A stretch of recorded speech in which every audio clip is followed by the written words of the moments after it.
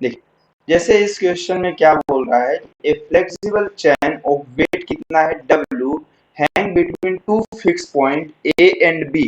एक चैन है जिसका वेट ऑफ कितना है W है, दो फिक्स पॉइंट पे मेरे पास अटैच है, उसमें A एंड B है, which are at the same horizontal level पे ऐसे रखे हुए, दोनों ऑफ लेवल कैसे सेम ऑफ हॉरिजॉन्टल हैं ऐसे, ठीक। The inclinations of chain with the horizontal at both the point of supported is theta है। What is the tension of the chain at the midpoint बोला है, कितना टेंशन ऑफ चेन में कितना होगा वो भी उसके मिड ऑफ पॉइंट पे।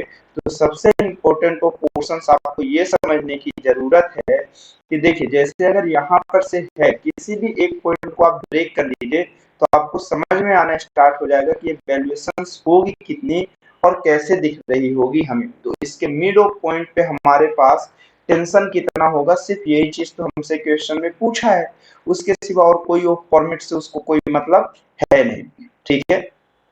तो देखिए एक्चुअल में जैसे ये ट्रेन है मतलब चेन है, ये कुछ इस तरह से ऑफ अटैच है इस पोर्शन से, और ये ऑफ इस तरह से अटैच है, इसका वेट ऑफ कितना है W है।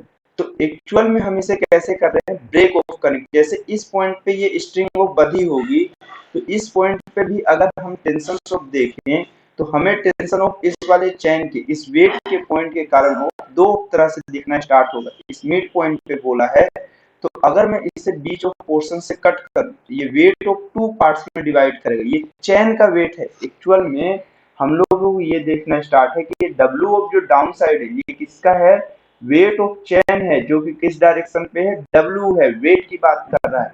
तो अगर चैन को मैं दो पार्ट में डिवाइड किया तो इसका वेट ऑफ कितना होगा, W बाय ऑफ टू, ये किस साइड होगा, डाउन साइड ऑफ हो जाएगा, किस साइड हो जाएगा, डाउन साइड ऑफ हो जाएगा। अब ये चीज आप देखिए कि हॉरिजॉन्टल से कितने ऑफ एंगल पे प्रेजेंट है, थीटा।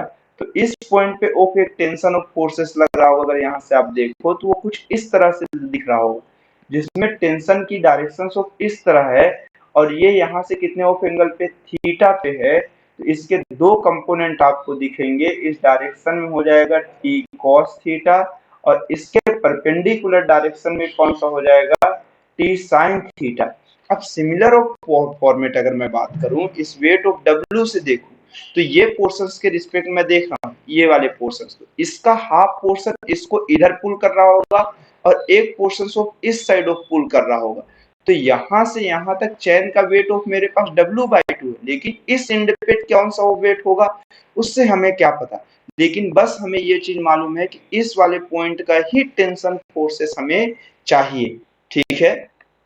तो आप देखिए अगर इक्विलिब्रियम में है तो टी कॉस थीटा की वैल्यू ऑफ टी डैश के इक्वल हो जाएगी, और वर्टिकल ऑफ कंपोनेंट ऑफ की वैल्यू ऑफ किसके इक्वल हो जाएगी, W बाई ऑफ 2 के इक्वल हो जाएगी। तो हमें टी डैश की वैल्यू पूछा है, किसकी वैल्यू पूछा है, टी डैश की वैल्यू पूछा है। तो आप इक्वेशन ऑफ फर्स्ट है और ये इक्वेशन नंबर ऑफ सेकेंड है, दोनों को अगर आप डिवाइड कर दीजिए तो आपको ये दिखेगा tension of tension cancel out हो गया।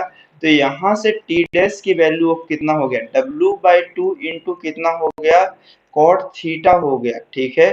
तो एक ही ऑप्शन ऑफ बनना स्टार्ट हो रहा है कि W/2 इंटू कितना हो गया, कॉट थीटा हो गया। ये किसकी वैल्यूएशन से हमारे फॉर्मेट में, ये हमारे टेंशन की वैल्यू है, किसकी, टेंशन ऑफ, और वो भी किस पॉइंट की, मिड पॉइंट की, कौन से पॉइंट की, मिड पॉइंट की। अगर मैं जैसे इस वाले पॉइंट के रिस्पेक्ट में देखूं इस मिड पॉइंट पे एक टेंशन ऑफ इस साइड लग रहा होगा, बहुत से लोगों को सिर्फ इस हाफ पोर्शंस पे प्रॉब्लम होती है। देखिए आप इस पूरे ऑफ टेंशन की बात करिए तो इस वाले पॉइंट के कारण यहाँ पे अगर इस वेट के कारण आप देखिए तो टेंशन ऑफ फोर्सेस की डायरेक्शन ऐसे है, थीटा ऑफ एंगल, और इस वाले पोर्शंस पे ये हाफ ऑफ वेट के कारण भी तो इधर टेंशन ऑफ लग रहा होगा ना, तो वो टी डैश है मिड पॉइंट। और जब अगर आप यही कैलकुलेशन सिमिलर हो इस साइड से करते तो ये W2 होता, अब इसको आधा मास तो इस साइड ऑफ खींच रहा होगा तो ये टी डैश हो जाता।